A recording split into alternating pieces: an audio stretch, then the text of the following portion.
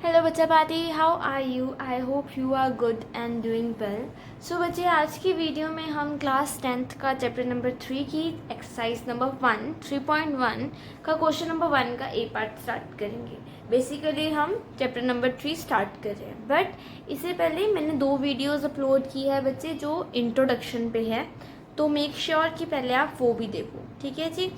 सो बच्चे, ये जो क्वेश्चन है इसमें क्या बोल रहा है हमें कि हमने ग्राफिकली जो ये इक्वेशंस है इसको रिप्रेजेंट करना है, ठीक है जी। तो सबसे पहले हम सीखेंगे कि हमने इक्वेशन कैसे बनानी है, ठीक है जी। तो देखो, हमारे चैप्टर का नाम है पेयर, है ना, pair of linear equation in 2 variables. सबसे पहले हम देखेंगे जो हमारे पास वेरिएबल्स है वो 2 है, मतलब हम x एंड y 2 वेरिएबल्स लेंगे, ठीक है। दूसरी बात, हम 2 इक्वेशंस, हम जैसे भी मर्जी 2 इक्वेशंस बनाएंगे, ठीक है जी। तो 2 इक्वेशंस बनाने के लिए देखो हमें पूरी जो स्टेटमेंट है उसे ध्यान से पढ़ना पड़ेगा, ठीक है। तो देखो स्टेटमेंट में क्या गिवन है, 10 students of class 10th took part in mathematic quiz. देखो, क्लास 10th के 10 स्टूडेंट्स ने एक मैथमेटिकल क्विज है उसमें पार्टिसिपेट किया, ठीक है।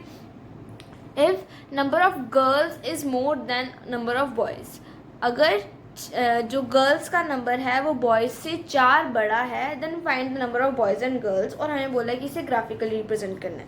तो देखो बच्चे, सबसे पहले हमने ये देखा कि इसमें बॉयज़ एंड गर्ल्स की बात कर रहे हैं, ठीक है, और इन्होंने बोला है कि टोटल नंबर 10 है। तो अगर मैं लेट कर लूँ, क्या लेट करूँ कि let number of boys is equals to x and number of girls in class, ऐसे लिख देना, in class 10th is equals to y। तो देखो, अगर मैं नंबर ऑफ बॉयज और नंबर ऑफ गर्ल्स को ऐड कर दूं, मेरे पास 10 आएगा। देखो, इन्होंने बोला 10 स्टूडेंट्स को ने पार्टिसिपेट किया मैथमेटिकल क्विज में, ठीक है। ये बन गई इक्वेशन नंबर 1 मेरी, ठीक है। अब देखो, इन्होंने क्या बोला है कि नंबर ऑफ गर्ल्स जो है वो 4 ज्यादा है नंबर ऑफ बॉयज से। देखो, नंबर ऑफ गर्ल्स कितनी है y, और ये कितना है, तो इन्होंने क्या बोला है कि जो नंबर ऑफ गर्ल्स है वो 4 ज्यादा है बॉयज से, ठीक है जी। तो ये हमारे पास देखो, अगर मैं बॉयज में 4 ऐड कर दूंगी तो वो नंबर ऑफ गर्ल्स के इक्वल बन जाएगा, ठीक है। तो ये इक्वेशन नंबर 2 आ गई, ठीक है जी। सो बच्चे, हमने लास्ट सेक्शन में देखा कि हमारे पास x एंड y की जो 2 इक्वेशंस आ गई थी हमारे पास। जो ये वाली इक्वेशन है वो इक्वेशन नंबर 1 है, और जो ये वाली है वो इक्वेशन नंबर 2 है, ठीक है जी।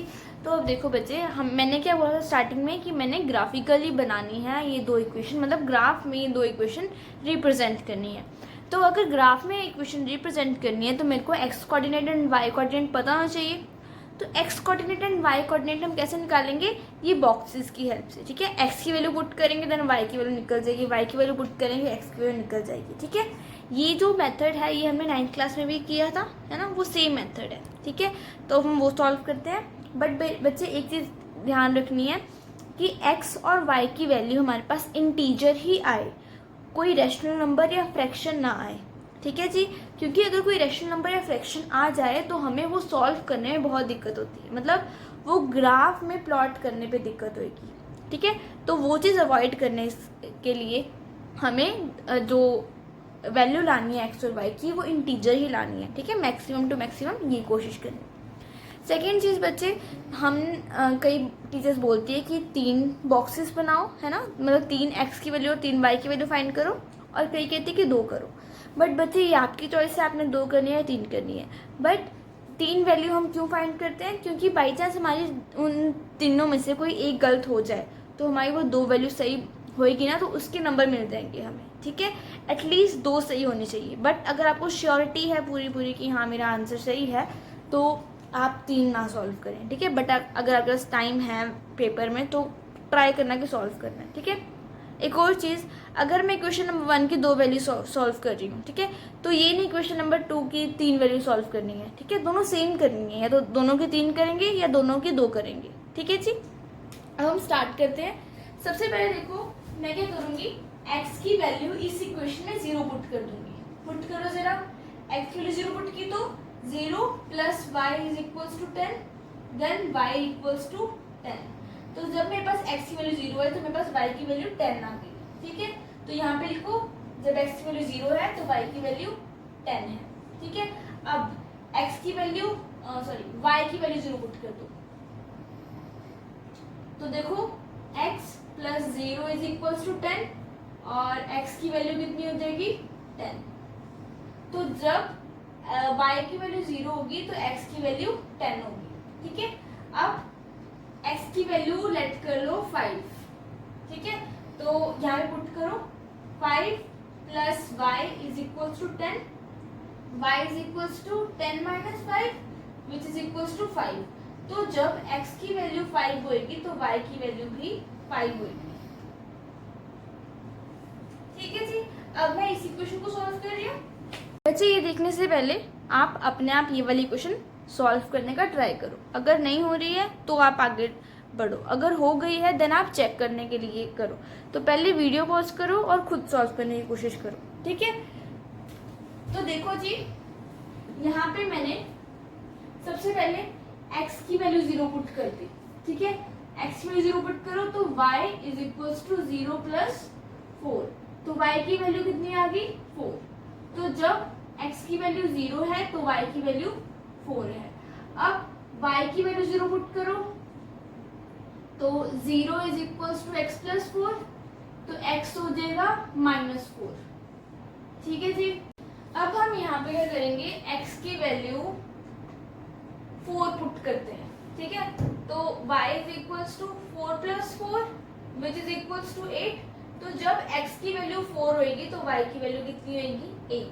अब देखो यहाँ पे लिखो जब x की वैल्यू होएगी 0 तो y की वैल्यू होएगी 4, ठीक है। जब x की वैल्यू होएगी जब y की वैल्यू होएगी 0 तो x की वैल्यू हो जाएगी -4, ठीक है। और जब x की वैल्यू 4 होएगी तो y की वैल्यू होएगी 8।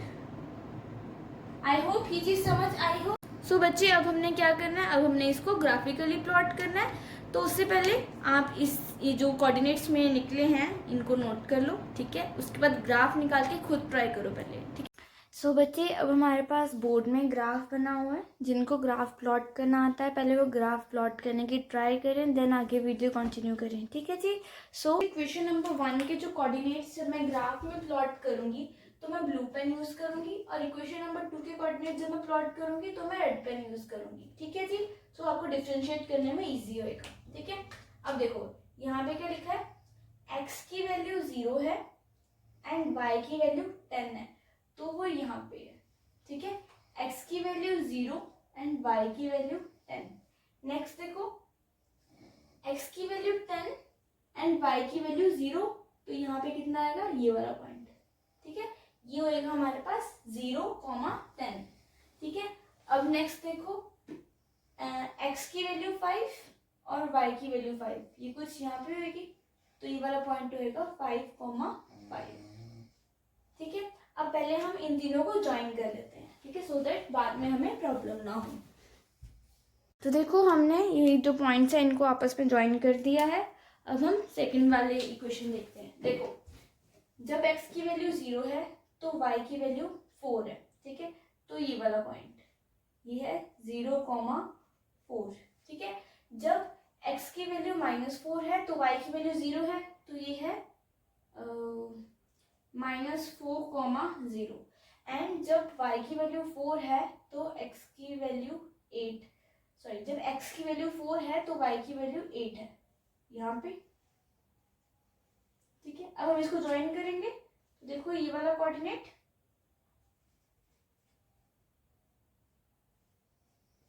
देखो ये वाला कोऑर्डिनेट ज्वाइन करो सबसे पहले, देन ये वाला कोऑर्डिनेट, ये कुछ ऐसे बनेगा हमारे पास, ठीक है।